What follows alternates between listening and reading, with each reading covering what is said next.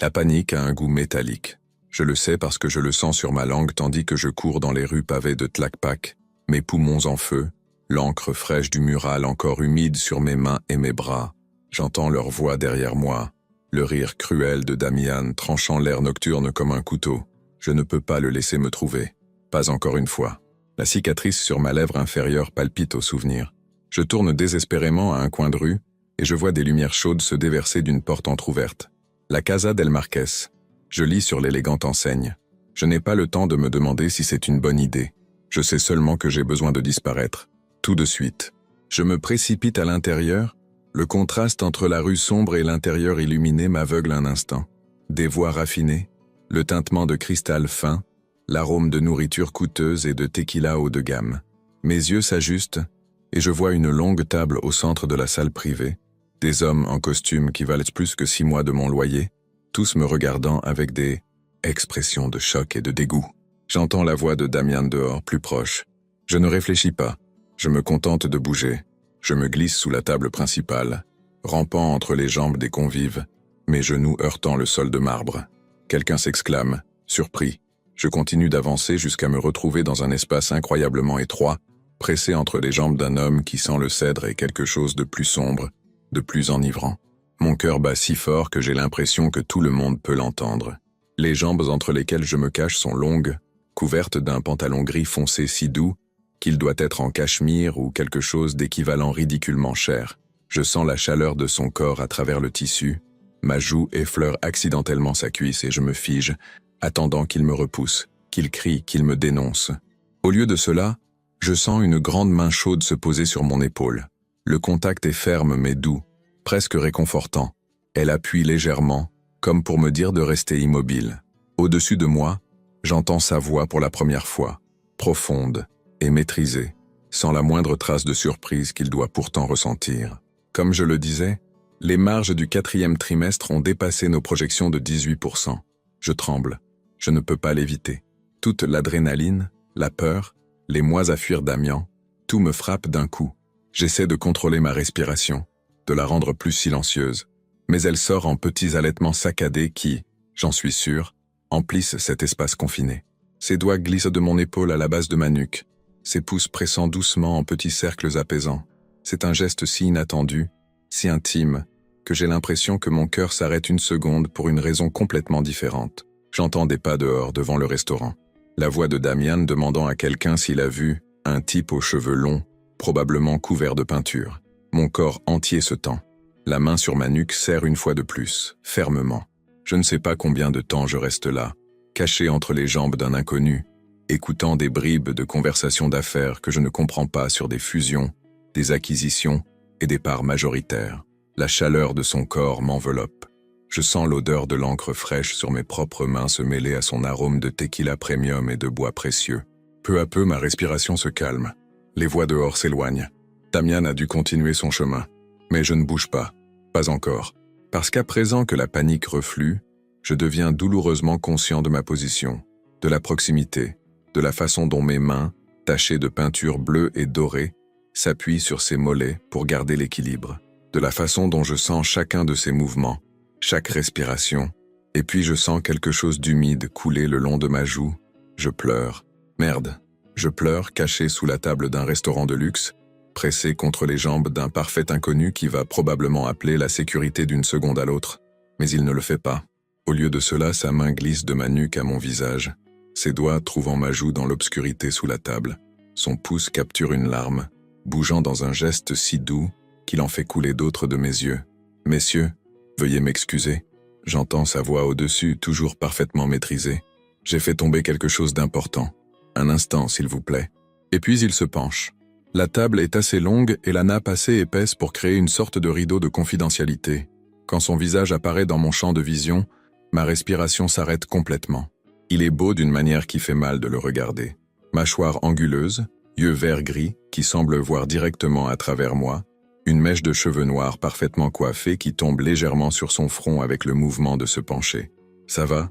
murmure-t-il, sa voix si basse que seul moi peux l'entendre. Je ne peux pas parler.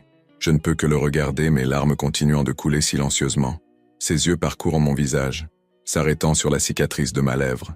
Quelque chose de sombre traverse son expression, quelque chose qui ressemble dangereusement à de la fureur, mais ce n'est pas dirigé contre moi. « Ils t'ont fait du mal ?» demande-t-il, et il y a un tranchant dans sa voix maintenant. Je secoue la tête, incapable de trouver des mots. Sa main est toujours sur ma joue. Son pouce trace la ligne de ma pommette, essuyant les larmes. Nous sommes si proches que je peux compter les petites taches dorées dans ses yeux gris. Je sens son souffle, avec une légère odeur de menthe et de tequila añejo. Je ne sais pas qui bouge en premier. Peut-être que nous le faisons tous les deux en même temps. Ou peut-être est-ce la gravité, le destin, ou la simple folie de cet instant impossible. Mais soudain, ses lèvres sont sur les miennes, fermes et douces, et totalement inattendues. C'est un baiser volé, précipité, impossible.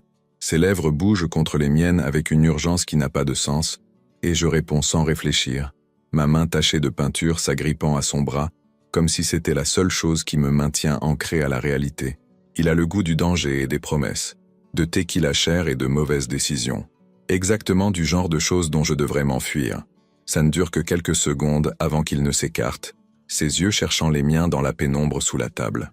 Je vois sa poitrine se soulever et s'abaisser avec des respirations contrôlées, comme s'il venait de courir un marathon. « Désolé », murmure-t-il, mais il n'a pas l'air repentant du tout. Je ne sais pas pourquoi j'ai fait ça. Avant que je puisse répondre, il se redresse, son visage disparaissant de ma vue. « Je l'ai trouvé », annonce-t-il aux autres convives, sa voix parfaitement composée à nouveau, comme s'il n'avait pas juste embrassé un parfait inconnu caché sous sa table. J'entends plus de conversations. Quelque chose sur des contrats et des délais. Mon esprit est vide, encore en train de traiter ce qui vient de se passer. Mes lèvres picotent là où les siennes étaient. Finalement, le dîner se termine. J'entends des chaises raclées, des au revoir polis, des pas s'éloigner. Le restaurant devient silencieux, sauf pour le doux bruit d'assiettes ramassées quelque part au loin. « Ils sont partis », dit sa voix doucement. « Tu peux sortir maintenant. » Je me traîne lentement vers l'extérieur, mes muscles raides d'avoir été recroquevillés dans la même position pendant si longtemps. Quand je me lève enfin, chancelant un peu, je le vois vraiment pour la première fois. Il est plus grand que je ne pensais, facilement plus d'1,80 m. Son costume est d'un gris foncé parfaitement taillé, probablement sur mesure. Il y a une montre à son poignet que je reconnais vaguement comme suisse et obscénément chère.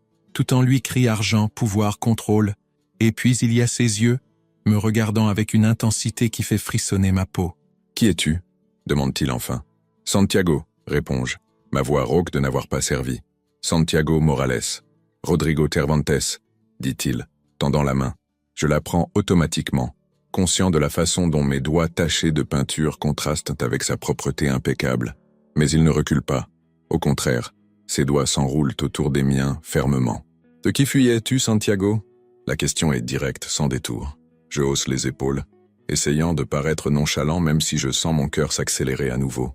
De quelqu'un qu'il vaut mieux oublier. Ses yeux se plissent légèrement, descendant à nouveau vers la cicatrice sur ma lèvre. Je vois qu'il veut insister, poser plus de questions. Mais au lieu de cela, il hoche simplement la tête. « Tu es en sécurité maintenant ?»« Pour l'instant, admets-je. Nous restons là, à nous regarder, aucun de nous ne sachant quoi faire de cet instant étrange et chargé. Je vois les serveurs rôder près, attendant clairement que je parte pour pouvoir nettoyer. Je devrais y aller, dis-je enfin, reculant d'un pas, mais sa main tient toujours la mienne. « Attends », dit-il, et il y a quelque chose dans sa voix qui me fige sur place. Il fait un pas plus près, réduisant à nouveau la distance entre nous. Je sens la chaleur rayonner de son corps, aussi réelle et présente qu'elle l'était sous la table. « C'est de la folie », murmure-t-il, plus pour lui-même que pour moi, complètement inapproprié. « Quoi ?» murmurai-je bien que je pense savoir exactement quoi. Au lieu de répondre, il se penche. Cette fois, il n'y a ni urgence ni désespoir. Ce baiser est délibéré, lent, inévitable. Ses lèvres trouvent les miennes avec une précision qui fait flageoler mes genoux. L'une de ses mains glisse à ma nuque, me tenant en place tandis qu'il approfondit le baiser.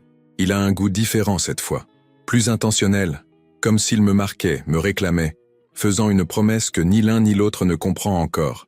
Quand il s'écarte enfin, nous sommes tous les deux essoufflés. « Viens demain », dit-il, sa voix rauque, « à la Destilleria Cervantes à Amatitlan. Demande après moi. »« Pourquoi ?» parviens-je à demander. Un petit sourire presque dangereux courbe ses lèvres. Parce que j'ai besoin de comprendre ce qui diable vient de se passer ici. Et parce que... Il s'arrête, ses yeux parcourant mon visage comme s'il en mémorisait chaque détail. Parce que quelque chose me dit que ton histoire ne fait que commencer. Avant que je puisse demander ce que ça signifie, il appelle l'un de ses employés et lui donne des instructions pour s'assurer que je rentre chez moi en sécurité. Si vous avez aimé cette histoire, n'oubliez pas de vous abonner à la chaîne pour plus de contenu comme celui-ci. Laissez-moi en commentaire de quelle ville vous regardez cette vidéo.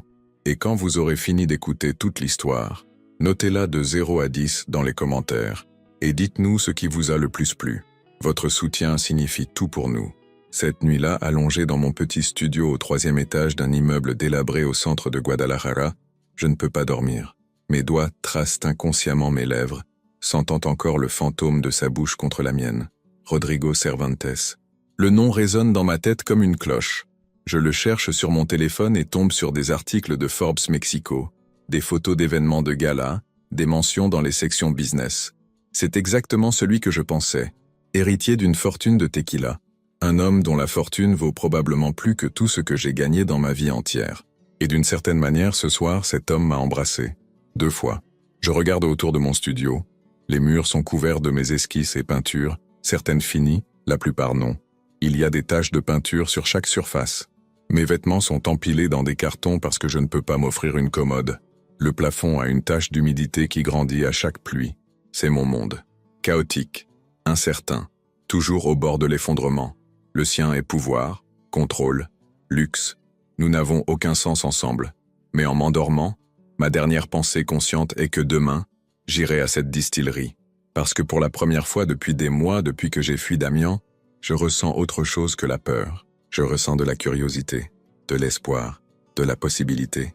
Et c'est dangereux de la meilleure façon possible. La distillerie à Cervantes n'est pas seulement un lieu de production. C'est un monument à l'héritage.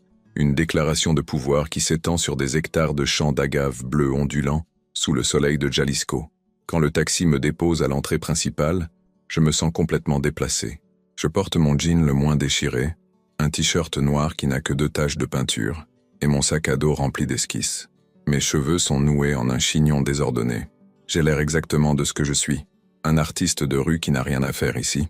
La réceptionniste me regarde avec une désapprobation évidente quand je demande Rodrigo Cervantes. « Vous avez un rendez-vous » demande-t-elle d'un ton qui signifie clairement « Je sais que non ». « Il m'a dit de venir », réponds-je, haïssant la façon dont ma voix sonne défensive. Elle hausse un sourcil parfaitement dessiné. Le Seigneur Cervantes est un homme très occupé. Il ne peut pas simplement « C'est bon, Mariana ». La voix vient de derrière moi, profonde et familière. Je me retourne et voilà Rodrigo, descendant un escalier de verre et d'acier, vêtu aussi impeccablement qu'hier soir. Aujourd'hui, il porte un costume bleu marine sans cravate, le col de sa chemise blanche ouvert d'une manière qui devrait être décontractée mais qui paraît impossibilité élégante. Nos yeux se rencontrent, et je ressens ce même tiraillement dans l'estomac qu'hier. « Santiago », dit-il, et la façon dont il prononce mon nom fait remuer quelque chose dans ma poitrine. « Je pensais que tu ne viendrais peut-être pas. J'ai failli ne pas venir, admets-je honnêtement. » Un sourire touche ses lèvres. « Mais te voilà, me voilà. » Nous restons à nous regarder un moment qui s'étire trop longtemps pour être professionnel. Je sens les yeux de Mariana aller et venir entre nous, sa confusion presque palpable. « Viens », dit enfin Rodrigo, m'indiquant de le suivre. « Il y a quelque chose que je veux te montrer. » Il me guide à travers la distillerie, et malgré la tension entre nous, je ne peux m'empêcher d'être fasciné. D'énormes fours de pierre, des cuves en acier inoxydable s'élevant jusqu'au plafond, l'arôme sucré et terreux de l'agave cuit imprégnant tout. Rodrigo explique le processus avec une passion que je n'attendais pas, ses mains s'agitant tandis qu'il décrit chaque étape de la production. « Mon arrière-arrière-grand-père a commencé ça avec seulement 3 hectares d'agave et un rêve, dit-il tandis que nous marchons entre les rangées de fûts de chêne français. Aujourd'hui, nous produisons presque 2 millions de litres par an, exportés dans 42 pays. Ça semble être beaucoup de pression, observai-je. Il me regarde du coin de l'œil. De la pression, héritée de tout cet héritage. Devoir être à la hauteur de 4 générations de succès. Il s'arrête, son expression devenant pensive. Personne ne m'a jamais demandé ça avant. Tout le monde assume que c'est un privilège, un cadeau. Et ça l'est, mais il s'arrête, comme s'il n'était pas sûr de continuer. Mais, l'encourageai-je doucement. Mais parfois, j'ai l'impression de vivre une vie qui a été conçue avant ma naissance. Chaque décision a déjà été prise, chaque chemin déjà tracé. Ses yeux cherchent les miens. Ça a du sens ? Complètement, réponds-je, pensant à la façon dont j'ai passé les dernières années à fuir la vie que quelqu'un d'autre a essayé de concevoir pour moi. Nous continuons à marcher jusqu'à une porte en bois massif au bout d'un couloir. Rodrigo sort une clé, l'ouvre et me fait entrer. Ce que je vois me coupe le souffle. C'est une galerie privée, illuminée par une lumière naturelle filtrant à travers des lucarnes stratégiquement placées. Mais elle n'est pas remplie d'art traditionnel. Les murs sont couverts de pièces d'art urbain, graffitis soigneusement extraits de leurs emplacements originaux, montés et préservés comme des trésors. Je reconnais des styles, certains artistes que je suis sur Instagram, des œuvres que je croyais perdues quand ils ont démoli des bâtiments. Madre de Dieu, murmurai-je, m'approchant d'une pièce particulière d'un artiste d'Oaxaca disparu il y a 3 ans. Personne ne connaît cet endroit, dit Rodrigo derrière moi. Ma famille le considérerait comme une honte, de l'art de rue, du graffiti vandale. J'entends le sarcasme amer dans sa voix. Mais pour moi, c'est plus honnête que n'importe quel tableau de musée. Ça a une âme. Je me tourne pour le regarder. Cet homme en costume de créateur et montre suisse, debout au milieu d'une collection clandestine d'art urbain. Pourquoi me montres-tu ça? Il s'approche de moi, lentement, comme s'il me donnait le temps de reculer si je le voulais. Je ne le fais pas, parce que j'ai vu tes mains hier soir, dit-il à voix basse, les taches de peinture, le fusain sous tes ongles. Parce que quand tu t'es penché vers moi sous cette table, tu sentais la peinture en spray et la créativité. Tu es artiste, n'est-ce pas? J'acquiesce, ma gorge soudain sèche. Je veux voir ton travail, dit-il maintenant à quelques centimètres. Je veux comprendre ce que crée quelqu'un qui fuit dans les rues en pleine nuit, qui se cache sous des tables de restaurant, qui embrasse des inconnus comme si le monde allait s'effondrer. C'était un moment de folie, murmurai-je. Nous n'aurions pas dû. Non, interrompt-il, sa main effleurant ma joue. Ne dis pas que nous n'aurions pas dû, parce que depuis hier soir, la seule chose à laquelle je pense, c'est t'embrasser à nouveau. Mon cœur bat follement contre mes côtes. Rodrigo, c'est impossible. Toi et moi, nous venons de mondes complètement différents. Je sais, dit-il, et il semble presque furieux contre lui-même. Crois-moi, je le sais. Dans 2 semaines, je suis censé annoncer mes fiançailles avec Valentina Guerrero, la fille du propriétaire de Tequilas Guerrero. C'est une fusion d'affaires déguisée en mariage. Tout est déjà arrangé. Les mots me frappent comme un coup de poing dans l'estomac. Alors qu'est-ce que je fais ici? Parce que je ne peux pas l'épouser en ressentant ce que je ressens quand je te regarde, dit-il simplement. Parce que quelque chose s'est passé hier soir, Santiago. Quelque chose que je ne peux ni expliquer, ni ignorer. C'est une mauvaise idée, dis-je.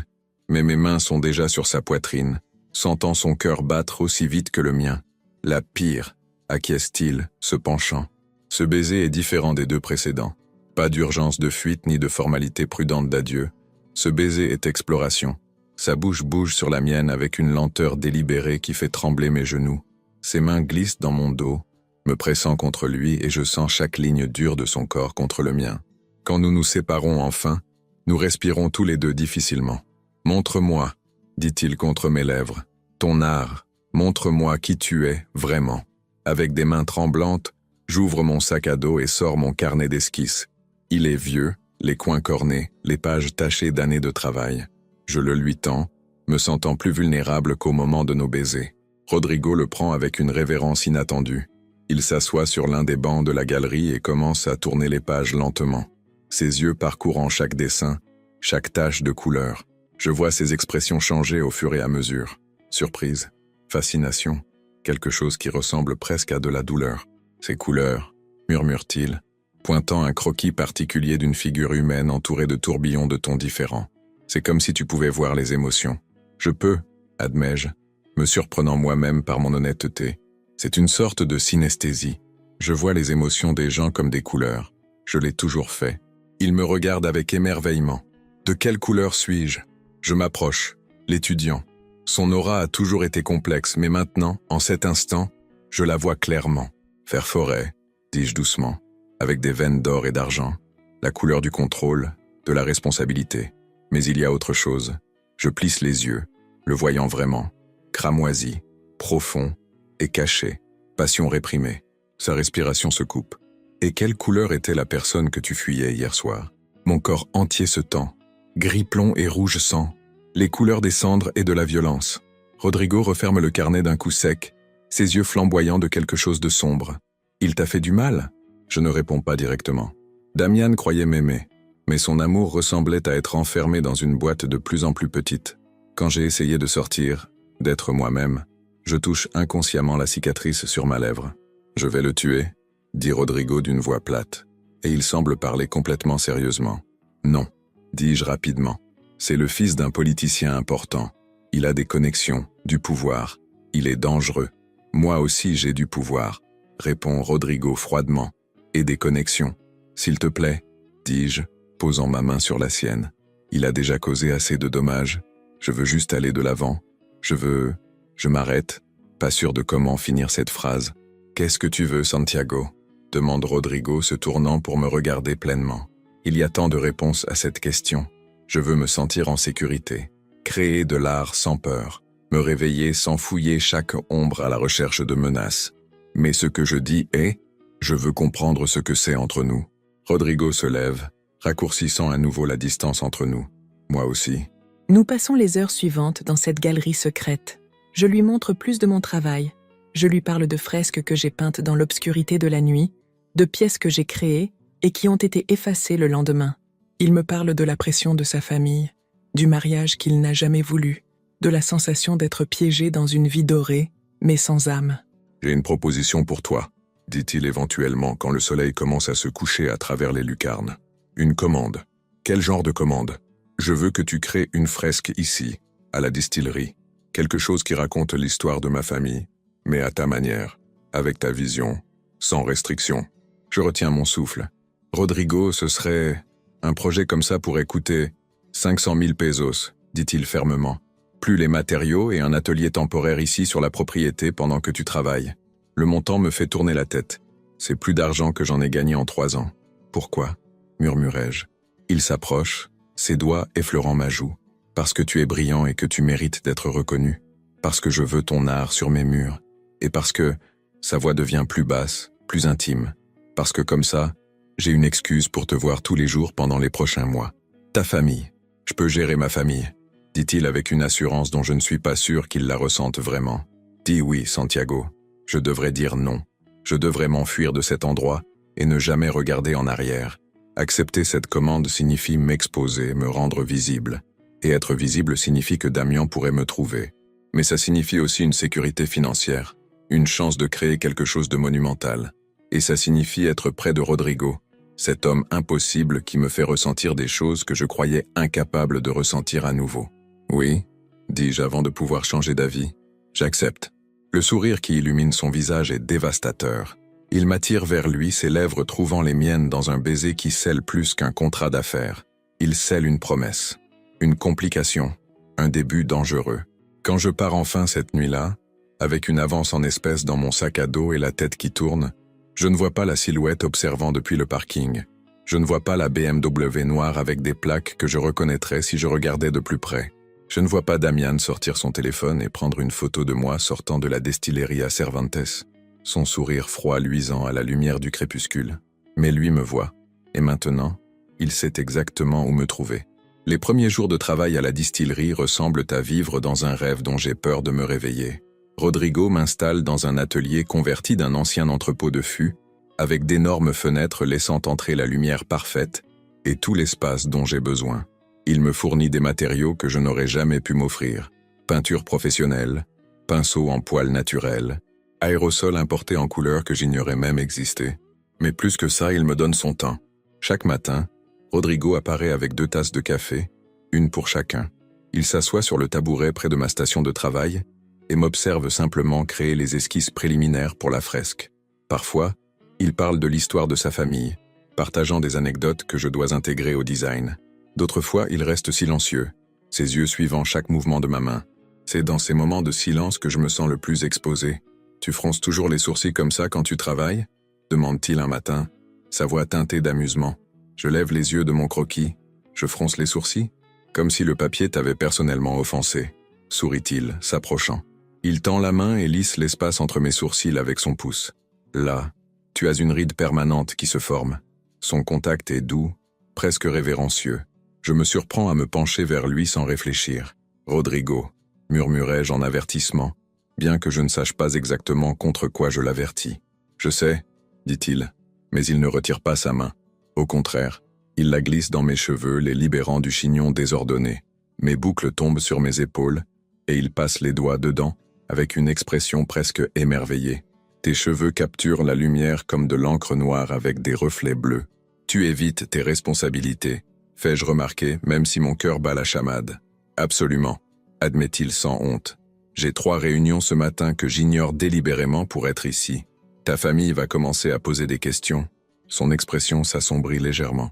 Ma famille pose toujours des questions, surtout ma mère. Comme si je l'avais invoqué, nous entendons des pas approcher de l'atelier. Rodrigo s'écarte de moi juste quand la porte s'ouvre brutalement. La femme qui entre est l'élégance incarnée. Probablement la soixantaine, avec des cheveux argentés parfaitement coiffés en chignon bas, vêtue d'un tailleur crème qui vaut probablement plus que 6 mois de mon loyer. Ses yeux, du même vert gris que ceux de Rodrigo, nous balayent tous les deux d'un regard évaluateur instantané. Ainsi voici le fameux artiste, dit-elle d'une voix qui dégouline de scepticisme. Mère, dit Rodrigo en se levant. Santiago Morales, je te présente Patricia Aguirre de Cervantes. Je me lève maladroitement, très conscient de la peinture sur mes mains et de la tache de fusain sur ma joue. C'est un plaisir de vous rencontrer, Madame Cervantes. Elle me jauge de haut en bas, sans se donner la peine de cacher son désapprobation. Rodrigo me dit que tu vas créer une fresque représentant notre héritage familial. Oui, madame. Je suis très honoré par cette opportunité. As-tu de l'expérience en commande corporative? La question est directe, conçue pour m'exposer. Pas corporative spécifiquement, mais j'ai réalisé plusieurs fresques communautaires à Guadalajara et... Des fresques communautaires, répète-t-elle, et la façon dont elle le dit le fait sonner comme du graffiti vandale. Je vois. Santiago est exceptionnellement talentueux, intervient Rodrigo, et il y a un tranchant dans sa voix maintenant. Son travail a été mis en avant dans... Je suis sûr qu'il est très compétent dans son style particulier, interrompt sa mère. Mais je m'inquiète que ce projet soit peut-être au-delà de ses capacités. Notre image de marque est très spécifique, très traditionnelle. Je sens mon visage s'empourprer. Je comprends votre préoccupation, Madame Cervantes. Si vous me permettez de vous montrer les esquisses préliminaires, je n'ai pas de temps pour ça maintenant, dit-elle brusquement. Rodrigo, j'ai besoin de te parler, en privé. La tension dans la pièce est palpable. Je vois la mâchoire de Rodrigo se crisper. Ce que tu as à dire, tu peux le dire ici. Très bien, dit sa mère, se tournant complètement vers lui. Valentina a appelé ce matin. Elle s'inquiète parce que tu annules vos déjeuners. Son père a aussi remarqué ta distraction. Ai-je besoin de te rappeler à quel point cette fusion est importante pour l'entreprise? Chaque mot est comme un marteau, frappant la réalité de la situation. Rodrigo est fiancé. Il y aura un mariage. Ce qui se passe entre nous, quoi que ce soit, a une date d'expiration. Je ne l'ai pas oublié, dit Rodrigo froidement. Vraiment? Les yeux de Patricia glissent vers moi avec un sens clair. Parce que de l'extérieur, on dirait que tu as laissé d'autres distractions prendre le pas sur tes obligations familiales. Je me lève. Je devrais y aller. Laissez-le vous parler. Non, dit Rodrigo fermement. Santiago, assieds-toi. Mère, ce n'est pas approprié. Qu'est-ce qui n'est pas approprié? Demande Patricia, sa voix devenant glaciale. Te rappeler tes responsabilités, souligner que tu passes une quantité suspecte de temps avec un employé quand tu devrais courtiser ta future épouse? Santiago n'est pas juste un employé, dit Rodrigo, et mon cœur s'arrête parce que je ne sais pas ce qu'il va dire ensuite. Les yeux de sa mère se plissent. Alors c'est quoi? Le silence s'étire, lourd et chargé. Je vois Rodrigo se débattre, les mots coincés quelque part entre sa gorge et ses obligations. C'est un artiste talentueux qui crée quelque chose d'important pour cette distillerie, dit-il enfin, et le soulagement que je ressens se mêle à une pointe de déception. Patricia étudie son fils un long moment, puis me regarde. Je vois qu'elle sait qu'il y a plus, qu'elle le sent, mais qu'elle ne peut pas le prouver. « Assure-toi que ce soit tout ce qu'il est, » dit-elle enfin. « Le dîner de fiançailles est dans 10 jours. Je ne tolérerai aucun scandale qui mette en danger cette fusion. » Avec cela, elle se retourne et sort, laissant un silence gênant dans son sillage. Je me lève, needing to put distance entre Rodrigo et moi. Je devrais rentrer chez moi tôt aujourd'hui. Santiago. Non, dis-je, ma voix sortant plus dure que je ne l'aurais voulu. Elle a raison, c'est inapproprié. Tu as des responsabilités, une vie entière planifiée. Je ne suis que... Ne dis pas que tu n'es qu'un artiste de rue ou une autre connerie dégradante, interrompt Rodrigo, s'approchant de moi. Tu es plus que ça et tu le sais. Qu'est-ce que je suis alors? Demandai-je, le confrontant. Qu'est-ce que nous sommes? Parce que ta mère a raison, Rodrigo. Dans 10 jours, tu annonceras tes fiançailles avec une autre. Qu'est-ce que je suis censé faire avec ça? Son visage montre une douleur sincère. Je ne sais pas, mais je ne peux pas te laisser partir. Peut-être que si, murmurai-je. Il m'embrasse en réponse. C'est désespéré, presque furieux, ses mains s'emmêlant dans mes cheveux tandis qu'il me plaque contre le mur de l'atelier. Je réponds avec la même intensité, déversant toute ma frustration, ma peur et mon désir impossible dans le baiser. Quand nous nous séparons enfin, nous tremblons tous les deux. Je terminerai la fresque, dis-je contre ses lèvres. Mais après ça, nous devrons en finir aussi. Santiago, il n'y a pas d'avenir ici, Rodrigo. Tu le sais aussi bien que moi. Avant qu'il puisse répondre, mon téléphone vibre dans ma poche. Je l'ignore, mais il vibre à nouveau. Et encore. Avec un mauvais pressentiment qui grandit dans mon estomac, je sors le téléphone. J'ai 5 messages d'un numéro inconnu. J'ouvre le premier, et mon sang se glace. C'est une photo de moi sortant de la distillerie il y a 3 soirs. Le message suivant est une autre photo, cette fois de moi dans mon atelier vu par la fenêtre. La 3e est une image de l'immeuble où j'habite. Le 4e message n'est que du texte.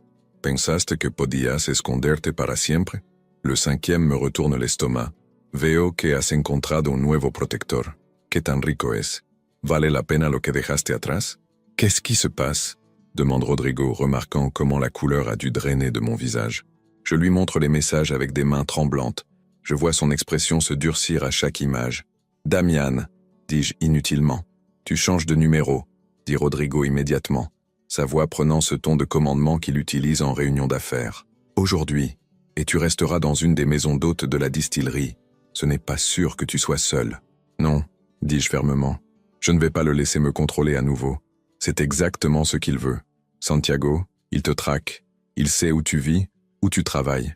Je sais, l'interroge, essayant de garder ma voix ferme, même si mon intérieur est du pur panique. Mais si je fuis maintenant, il ne s'arrêtera jamais. J'ai besoin de l'affronter. Absolument pas, dit Rodrigo, et il semble terrifié. Tu ne sais pas de quoi il est capable. Si, je sais. Je touche la cicatrice sur ma lèvre. Mieux que quiconque. Mon téléphone vibre à nouveau. Un autre message. Te veo mañana, cariño. Tenemos mucho de qué hablar. À cet instant, je comprends que fuir n'est pas une option. Damian m'a trouvé. Et cette fois, j'ai besoin de mettre fin à ça une bonne fois pour toutes. Ce que je ne sais pas, c'est à quel point ça va devenir dangereux avant la fin, ou combien je suis prêt à risquer, y compris ce que je construis avec Rodrigo, pour enfin être libre. Ce soir-là, quand je rentre à mon appartement, je trouve une rose rouge attendant à ma porte. Pas de note, mais je n'en ai pas besoin. Le message est clair. Damian sait exactement où je suis, et il joue avec moi. J'appelle Rodrigo, qui répond à la première sonnerie. « Viens chez moi », dit-il avant que je puisse parler. « S'il te plaît, Santiago, ne me fais pas passer la nuit à m'inquiéter. Je devrais dire non. Je devrais maintenir les limites que j'ai essayé d'établir cet après-midi. Mais j'ai peur et je suis fatigué d'avoir peur, alors je dis « Donne-moi l'adresse ». 30 minutes plus tard, je passe les portes de sécurité d'une résidence privée qui fait ressembler mon appartement à une boîte en carton. La maison de Rodrigo est moderne, tout en verre et lignes épurées, située dans les collines avec vue sur les champs d'agaves. Il m'accueille à la porte, encore vêtu de ses vêtements de travail mais avec les manches retroussées et les premiers boutons de sa chemise défaits. Il a l'air fatigué et inquiet, et si beau que ça fait mal de le regarder. « Merci d'être venu », dit-il à voix basse. « Merci de l'avoir proposé », réponds-je. Il me fait entrer, me montre la chambre d'hôte où je peux rester, mais aucun de nous ne bouge pour nous séparer. Au lieu de cela, nous restons debout dans le couloir, à nous regarder. « Ça complique les choses », dis-je enfin. « Elle l'étère déjà », répond-il. Et puis il m'embrasse à nouveau, mais cette fois c'est différent. Pas d'interruption imminente, pas de serveur attendant qu'on parte, pas de mère désapprobatrice. C'est juste nous, et toute la nuit devant nous, et une porte que nous pouvons fermer contre le monde extérieur. Quand il me prend la main et m'emmène dans sa chambre au lieu de la chambre d'hôte, je ne proteste pas. Quand il me déshabille lentement, ses mains explorant chaque centimètre de peau comme s'il me mémorisait, je le laisse faire. Et quand enfin nous sommes peau contre peau, son corps pressant le mien contre les draps doux, tout le reste disparaît. Damian, les fiançailles, les impossibilités, tout s'efface jusqu'à ce qu'il ne reste que nous deux, et cet instant volé de perfection. « Je trouverai un moyen », murmure Rodrigo contre mon cou, ses lèvres traçant le chemin de mon pouls. « D'être avec toi, je le promets. Je veux le croire. Mon Dieu, comme je veux le croire. Mais au fond, je sais que les promesses faites dans l'obscurité survivent rarement à la lumière du jour. Les jours suivants existent dans une bulle étrange et fragile. Je dors chez Rodrigo mais j'arrive tôt à la distillerie pour que ses employés ne se doutent de rien. Je travaille sur la fresque la journée, perdu dans la création de quelque chose que je sens pourrait être mon chef-d'œuvre. Les nuits, nous rentrons chez lui et prétendons que le monde extérieur n'existe pas. Mais le monde extérieur existe. Et il se rapproche de plus en plus. Valentina Guerrero apparaît à la distillerie 3 jours avant le dîner de fiançailles. Elle est belle d'une manière classique et raffinée. Cheveux châtains brillants tombant en ondulations parfaites, vêtue d'un tailleur ivoire qui est probablement d'un designer européen.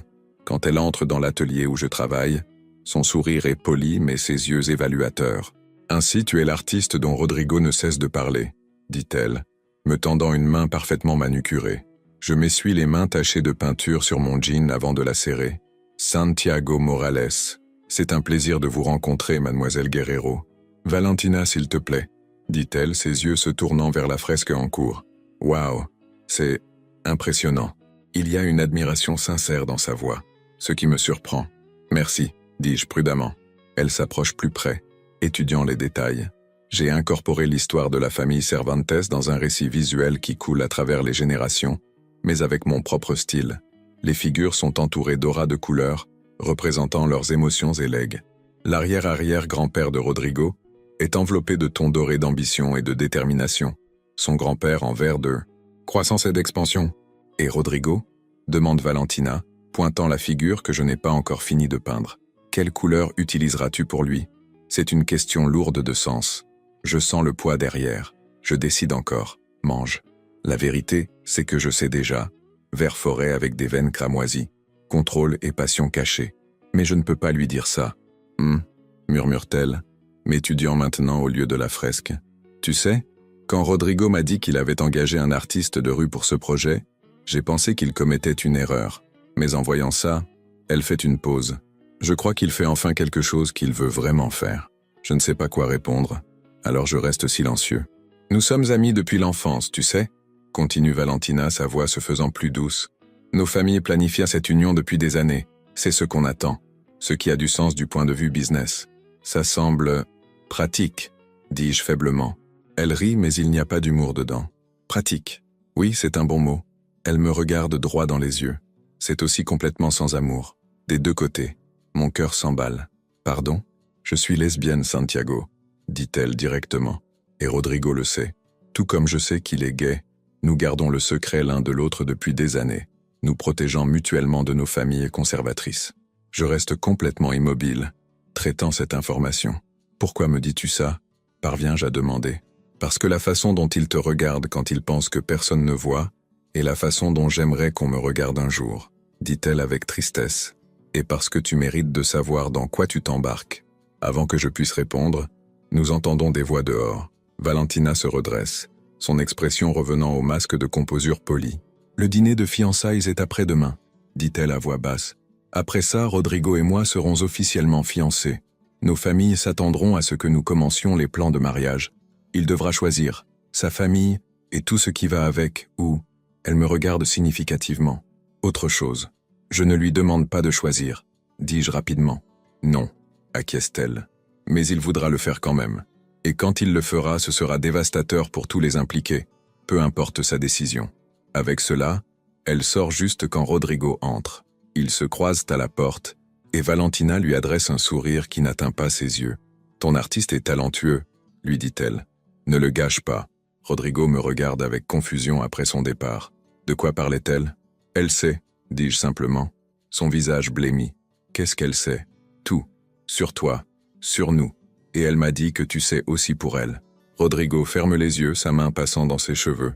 Merde. Pourquoi ne me l'as-tu pas dit? Demandai-je, me sentant soudain furieux. Qu'elle est aussi piégée là-dedans, que vous vivez tous les deux des mensonges. Parce que ça ne change rien, dit-il d'une voix fatiguée. Les attentes sont toujours là. Les obligations familiales sont toujours là. Le fait que nous soyons tous les deux misérables ne rend pas plus facile d'échapper à ça. Mais as-tu essayé? Insistai-je. As-tu vraiment essayé de dire la vérité à tes parents? Tu ne comprends pas comment ça marche dans des familles comme la mienne, dit-il. Et il y a de la frustration dans sa voix maintenant. Ce n'est pas juste moi, c'est l'héritage, l'entreprise, les attentes de 5 générations. Si je fais mon coming out, si je refuse ce mariage, mon père me déshéritera probablement. Ma mère ne me parlera plus jamais. Tout pourquoi ils ont travaillé. Et toi, qu'est-ce que tu veux? L'interroge. Et ta vie?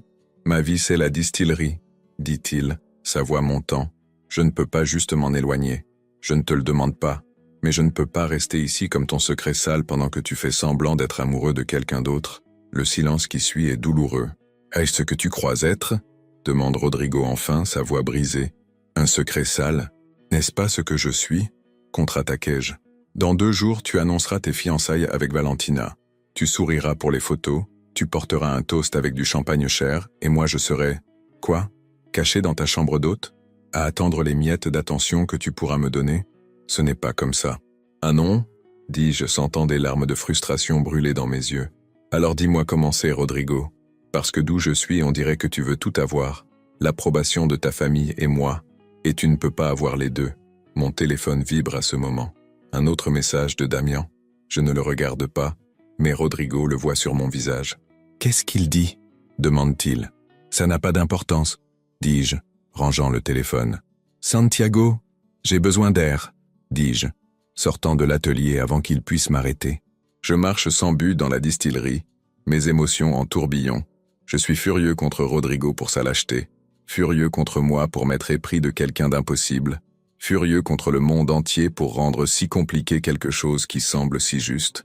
Je suis si perdu dans mes pensées que je ne remarque pas l'homme appuyé contre ma voiture avant qu'il ne soit trop tard. « Salut, chérie », dit Damien, et sa voix fait tendre chaque muscle de mon corps. « Tu m'as manqué. Il est aussi beau qu'avant. Cheveux blonds foncés, parfaitement coiffés, mâchoire angulaire, yeux bleus qui me faisaient fondre autrefois, mais qui maintenant ne m'inspirent que de la peur. Vêtu décontracté mais cher, mains dans les poches, posture relâchée, comme si c'était une rencontre casuale et non du harcèlement. « Qu'est-ce que tu fais ici ?» parviens-je à dire, gardant plusieurs mètres de distance. « Je ne peux pas rendre visite à mon ex ?» dit-il avec un sourire qui n'atteint pas ses yeux, surtout quand il esquive mes appels. « J'ai bloqué ton numéro. » « Oui, j'ai remarqué. C'était très grossier de ta part, Santiago. Après tout ce qu'on a partagé. On a partagé une relation abusive qui s'est terminée il y a des mois, dis-je, me forçant à garder une voix ferme. On n'a plus rien à se dire. Son expression s'assombrit. Ce n'est pas vrai. On a beaucoup à discuter. Par exemple, il gesticule vers la distillerie. Ton nouveau boulot. Ton nouveau protecteur. La façon dont il dit le mot me fait me sentir sale. Rodrigo Cervantes m'a engagé pour une fresque. Point final. Damian rit. Oh, Santiago, tu as toujours été un piètre menteur. Je vous observe. Je sais que tu passes la nuit chez lui. Je sais pour les baisers dans l'atelier quand vous pensez que personne ne regarde. Mon sang se glace. Tu nous espionnes? Je te protège, corrige-t-il, se poussant de la voiture et faisant un pas vers moi. Je recule instinctivement. Parce que tu t'es accoquiné avec quelqu'un de dangereux, chérie. Tu sais vraiment qui est Rodrigo Cervantes? Tu sais pour ses fiançailles avec l'héritière Guerrero? Ça ne te regarde pas. Tout ce qui te concerne me regarde, dit Damian, sa voix prenant ce ton possessif qui me faisait frissonner autrefois. Tu étais à moi en premier, et juste parce que tu as eu peur et fui ne veut pas dire qu'on a fini. Tu m'as fait du mal, dis-je, ma voix se brisant malgré mes efforts pour sonner fort, physiquement et émotionnellement. Ce qu'on avait n'était pas de l'amour, c'était de la passion, contre-attaque-t-il. C'était réel. Pas comme ce que tu fais semblant d'avoir avec ce millionnaire dans le placard. Va-t'en, Damien. Pas avant qu'on parle. Vraiment. Il fait un autre pas vers moi. Parce que voilà le truc, Santiago. Mon père est très proche de la famille Cervantes. Un mot de lui sur la petite romance secrète de Rodrigo, et tout ce monde parfait s'effondre. Ses fiançailles, sa position dans l'entreprise, tout. Mon cœur coule. C'est une menace claire. Qu'est-ce que tu veux? Demandai-je, haïssant comment ma voix tremble. Toi, dit-il simplement, reviens avec moi. Laisse ce boulot, coupe tout contact avec Cervantes, et on recommence. Je peux te pardonner d'avoir fui. On peut oublier tout ça. Non, dis-je, bien que ma voix ne soit qu'un murmure. Son expression se durcit. Alors je devrais prendre des mesures plus drastiques. Comme quoi? Aller voir ton père? Vas-y, dis-je, trouvant du courage dans mon désespoir. Rodrigo sait déjà que je suis au courant de ses fiançailles. Et exposer sa vie privée ne fera que te faire passer pour le harceleur que tu es. Quelque chose de dangereux brille dans les yeux de Damian. Attention, chérie, tu ne veux pas me mettre en colère. Tu ne me fais plus peur. Mange. Il bouge si vite que je n'ai pas le temps de réagir. Ses mains attrapent mes bras, serrant douloureusement, me poussant en arrière contre la voiture. Ah non, siffle-t-il près de mon visage. Peut-être que je devrais te rappeler pourquoi tu devrais me craindre. Lâche-le. La voix de Rodrigo tranche l'air comme un fouet. Damian me lâche immédiatement en reculant tandis que Rodrigo s'approche. Je n'ai jamais vu cette expression sur son visage.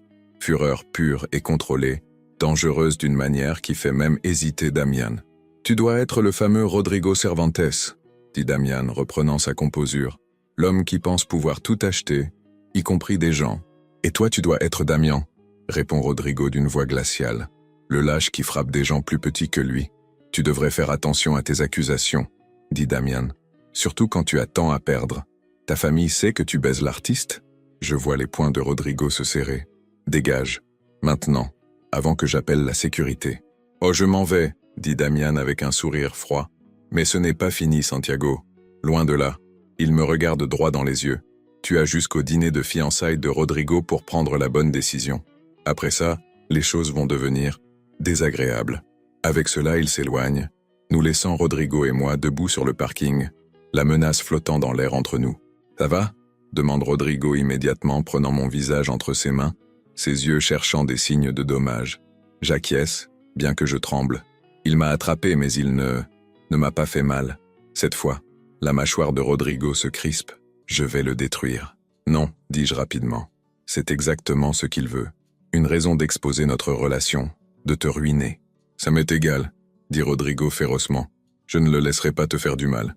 Mais ça t'importe, dis-je doucement. Ta famille, la distillerie, tout pour quoi tu as travaillé. Et je ne serai pas la raison pour laquelle tu perds tout ça. Nous nous regardons dans le crépuscule, tous les deux comprenant ce que nous ne disons pas. Ça doit se terminer. D'une manière ou d'une autre, ça doit se terminer. Et il n'y a qu'une façon de protéger Rodrigo des menaces de Damian. Je dois partir. Ce soir-là, pendant que Rodrigo dort, j'empacte mes affaires en silence. Chaque mouvement ressemble à arracher un morceau de mon cœur. Mes vêtements, mes pinceaux, le carnet d'esquisses qui a vu plus de mon âme que quiconque. Je laisse une note sur l'oreiller à côté de lui, mes larmes tachant le papier tandis que j'écris. No puedo ser la razón por la que pierdas todo. Terminaré el mural por correo electrónico, lo siento, te amo. Perdóname. Je m'arrête à la porte de sa chambre, le regardant une dernière fois. Il semble plus jeune endormi, vulnérable d'une manière qu'il ne montre jamais éveillé. Je veux remonter dans le lit, le réveiller de baisers, lui dire qu'on trouvera un moyen. Mais je sais qu'il n'y en a pas. Damian s'en assurera. Je sors de la maison avant l'aube. Je prends un bus pour Oaxaca, où j'ai un ami qui peut m'héberger sur son canapé un moment. J'éteins mon téléphone pour ne pas voir les messages de Rodrigo que je sais qui viendront. Pendant 3 jours, j'existe dans un état d'engourdissement. Je travaille sur les détails finaux de la fresque numériquement, envoyant à Rodrigo les spécifications sans message personnel. Il répond par des questions techniques, nous gardant strictement professionnels, parce que ça fait trop mal d'être autre chose. Le 4e jour est le dîner de fiançailles. J'essaie de ne pas y penser. J'essaie de ne pas imaginer Rodrigo en smoking, souriant à Valentina pendant que leur famille célèbre. J'essaie de ne pas imaginer la bague glissant à son doigt, scellant un avenir qui ne m'inclut pas. Mais à 20h, quand je sais que le dîner commence, je craque. J'allume mon téléphone, juste pour voir. J'ai 47 messages de Rodrigo. Je ne les lis pas. Je ne peux pas. Mais il y en a un d'un numéro inconnu que j'ouvre. C'est de Valentina. Ven à l'hôtel Riaza, habitation 412. Por favor, est importante. Je devrais l'ignorer. Je devrais rester ici, caché et en sécurité. Mais quelque chose dans le message me fait prendre un bus de retour à Guadalajara. J'arrive à l'hôtel à 21h30.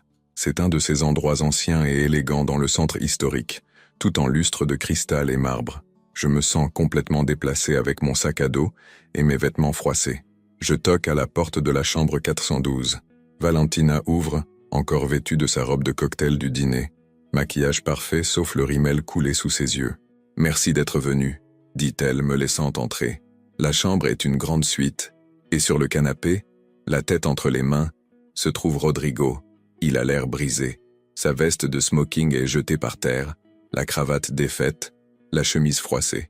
Quand il lève les yeux et me voit, l'expression sur son visage manque de me faire tomber à genoux. « Santiago », murmure-t-il, se levant. « Je lui ai dit de venir », dit Valentina, fermant la porte derrière moi. « Parce que ce qu'il s'apprête à faire est assez stupide et courageux pour mériter un témoin. »« Qu'est-ce qui se passe ?» demandai-je, confus. Rodrigo s'approche lentement de moi comme s'il avait peur que je fuie à nouveau. « Le dîner a été un désastre. Je suis arrivé en retard parce que je te cherchais partout en ville.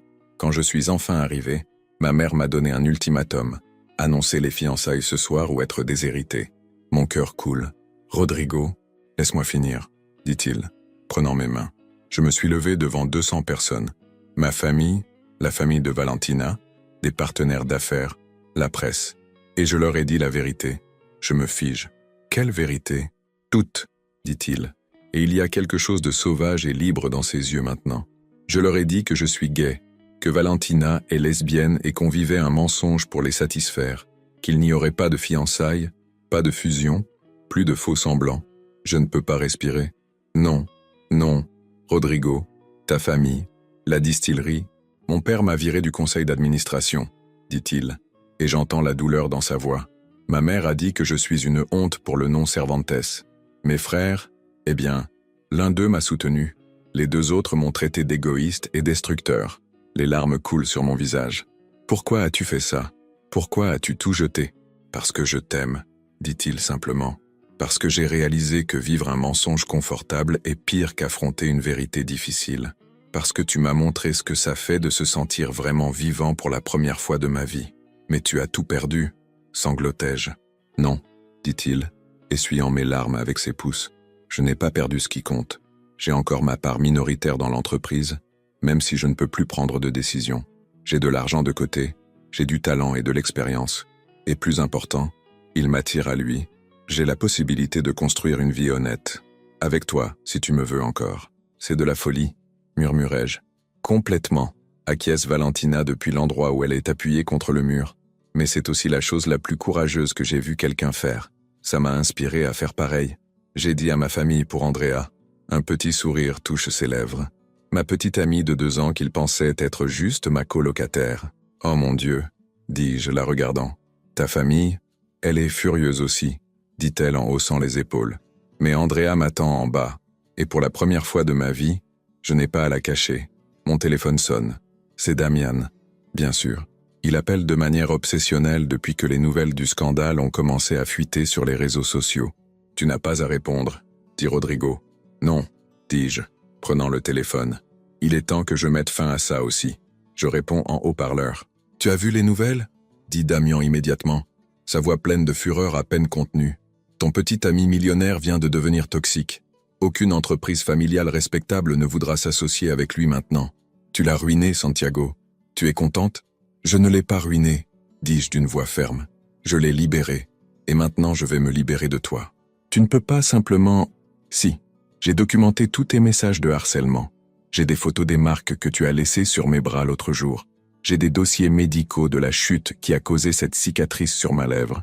Et si tu ne cesses pas immédiatement de me contacter, j'irai à la police avec tout. Mon père ne laisserait jamais ça aller loin, dit Damian. Mais j'entends l'incertitude dans sa voix maintenant. Peut-être pas, admets-je. Mais je le rendrai public. Chaque message, chaque menace, chaque mensonge. Les réseaux sociaux sont drôles comme ça. Une fois que quelque chose sort, on ne peut pas le rentrer. Tu veux que ton nom soit synonyme de harceleur-abuseur? Tu veux que les gens googlent Damian et trouvent toute la preuve de ce que tu es vraiment? Le silence de l'autre côté est long. Tu commets une erreur, dit-il enfin. Non, dis-je, regardant Rodrigo. L'erreur était de te laisser me contrôler si longtemps. Ça s'arrête maintenant. Ne me contacte plus. Si tu le fais, tout devient public. Tu comprends? Je raccroche avant qu'il puisse répondre, bloquant le numéro immédiatement. Mes mains tremblent, mais je me sens plus léger que je ne l'ai été depuis des années. C'était incroyable, dit Valentina avec admiration. C'était terrifiant, corrigeai-je me laissant tomber sur le canapé. Mais nécessaire. Rodrigo s'assoit à côté de moi, prenant ma main. Et maintenant quoi? C'est la question à 1 million de pesos. Sa famille est furieuse. La fusion business est annulée. Toute la société de Guadalajara murmure sur nous. Mais nous sommes libres aussi. Maintenant, dis-je lentement, on termine la fresque ensemble. On déménage quelque part où on peut recommencer. On construit quelque chose à nous. Ça semble parfait, dit Rodrigo embrassant mon front. Ça semble dur, corrigeai-je honnêtement. Ta famille pourrait éventuellement te pardonner ou pas. L'argent s'épuisera si tu ne travailles pas. Les gens nous jugeront. Ce sera dur. Je sais, dit-il. Mais je préfère une vie dure et honnête à une facile et fausse. Nous restons comme ça un long moment, nous tenant l'un l'autre pendant que Valentina s'excuse silencieusement pour rejoindre Andrea en bas. Il y a autre chose que tu dois savoir, dit Rodrigo après un moment. Après le dîner, avant de venir ici, je suis allé voir mon petit frère, Sébastien. C'est le seul de ma famille qui m'a soutenu ce soir. Et il m'a offert un job. Il lance sa propre entreprise de tequila artisanal, quelque chose de plus petit et personnel que la distillerie familiale. Il veut que je sois son associé. Il s'arrête. Et il veut que tu crées toute l'identité visuelle de la marque, le logo, les étiquettes, l'art pour la distillerie. Je sens mon cœur s'élargir. C'est « Waouh, ce ne sera pas comme avant », prévient Rodrigo. Ce sera du travail dur, de longues heures, incertain au début. Mais ce serait à nous, répétai-je, goûtant le mot. J'aime comment ça sonne. Dans les jours suivants, la tempête médiatique est intense. Les blog people explosent avec l'histoire. Heredero del tequila sale del armario y rechaza fusión millonaria por amor con artista callejero. Certains articles sont cruels, d'autres surprenamment compréhensifs. La famille de Rodrigo refuse de lui parler sauf Sébastien. La mère de Valentina finit par l'appeler en pleurs, mais disant qu'elle veut rencontrer Andrea. Et Damian, à ma surprise, reste silencieux. Apparemment, la menace d'exposition publique a suffi. 2 semaines plus tard, je retourne à la Destilleria Cervantes pour la dernière fois pour finir la fresque. Rodrigo n'y travaille plus officiellement, mais ils lui ont donné la permission de dire au revoir proprement. Quand je pose le dernier coup de pinceau, je recule pour voir l'œuvre complète. C'est mon meilleur travail, je crois. L'histoire de la famille Cervantes y est, mais il y a autre chose. Dans le coin inférieur, peint en ton que personne d'autre ne remarquerait sauf s'il sait chercher, il y a 2 figures. L'une enveloppée de vert forêt avec des veines cramoisies, l'autre en ton de bleu minuit et or. Elles s'atteignent l'une l'autre à travers des générations de traditions, leurs doigts à peine se touchant. C'est ma déclaration silencieuse. Nous avons été là, nous comptons. L'amour a existé en cet endroit. C'est parfait, dit Rodrigo derrière moi, ses bras s'enroulant autour de ma taille. C'est à nous, dis-je me penchant contre lui. Ce soir-là, nous déménageons le reste de mes affaires de mon vieil appartement. Nous allons vivre dans une maison plus modeste que la mansion de Rodrigo, quelque chose qu'on peut se permettre avec nos économies combinées pendant que la nouvelle entreprise décolle. Pendant qu'on empaquete, je trouve la rose fanée que Damian a laissée à ma porte il y a des semaines. Au lieu de la jeter, je la glisse dans mon carnet d'esquisses. « Pourquoi tu la gardes ?» demande Rodrigo. « Comme rappel, dis-je, de ce que j'ai laissé derrière, de combien je suis devenu fort, que j'ai survécu. » 6 mois plus tard, l'entreprise de Sébastien fleurit. Notre tequila artisanal, Verdad, Vérité, gagne des prix. Mon art pour la marque est partagé sur les réseaux sociaux, attirant l'attention internationale. Rodrigo et moi avons un petit appartement au-dessus de la distillerie. C'est un 10e de la taille de son ancienne maison, mais il est rempli de notre art, de notre rire, de notre vie ensemble. Sa mère ne lui parle toujours pas bien que son père lui ait envoyé un texto court après qu'on a gagné notre premier prix. Felicidad, tal vez estaba equivocado. Ce n'est pas grand-chose, mais c'est un début. Valentina et Andrea se sont mariés dans une petite cérémonie le mois dernier. Nous y étions, bien sûr. C'est étrange comment les gens qui ont commencé comme complications dans nos vies sont devenus notre famille choisie. Et Damien ? Je n'ai pas de nouvelles depuis des mois. Parfois je me demande s'il a trouvé la paix, s'il se travaille avec un thérapeute, s'il comprendra un jour que l'amour n'est pas du contrôle. Mais ce ne sont que des pensées fugaces. Il est mon passé. Rodrigo est mon présent. Et l'avenir ? Eh bien, l'avenir reste à écrire, plein de possibilités. 1 an après le jour où je me suis caché sous la table d'un restaurant de luxe, Rodrigo me ramène à la Casa del Marqués. Il a réservé la même salle privée, la même table. « Qu'est-ce qu'on fait ici ?» demandai-je, confus mais intrigué. « On recrée un souvenir », dit-il avec un sourire mystérieux. Nous nous installons pour dîner, juste nous 2 cette fois. La nourriture est exquise, la tequila est notre propre verdad, et la conversation coule facilement comme toujours maintenant. Quand nous terminons le dessert, Rodrigo se glisse de sa chaise. Pendant une seconde, je pense qu'il va ramasser quelque chose qu'il a fait tomber. Mais ensuite, je vois la petite boîte de velours dans sa main, et mon cœur s'arrête. La première fois que je t'ai vu, tu étais caché sous cette table, tremblant et couvert de peinture, dit-il, sa voix épaisse d'émotion. Je t'ai embrassé sans réfléchir, sans comprendre pourquoi. Mais maintenant, je sais pourquoi. Il s'agenouille correctement. C'était parce que mon âme a reconnu la tienne, parce que même dans cet instant impossible, je savais que tu avais changé ma vie pour toujours. Les larmes coulent sur mon visage. Santiago Morales, continue-t-il, ouvrant la boîte pour révéler 2 anneaux simples en argent. Me ferais-tu l'honneur de construire le reste de notre histoire ensemble ? Officiellement ? Oui, sanglotai-je. tombant à genoux à côté de lui. Oui, oui, 1000 fois oui. Nous nous embrassons sous la même table où tout a commencé, et ce baiser contient tout, la peur que nous avons ressentie, le courage que nous avons trouvé, l'amour qui nous a sauvés.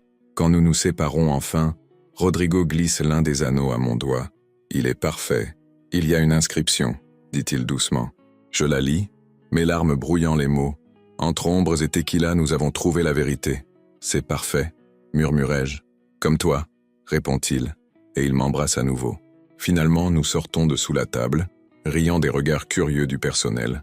Nous payons l'addition avec la tequila que nous avons nous-mêmes faite, laissons un généreux pourboire, et marchons vers l'extérieur, vers les rues pavées de Tlacpac.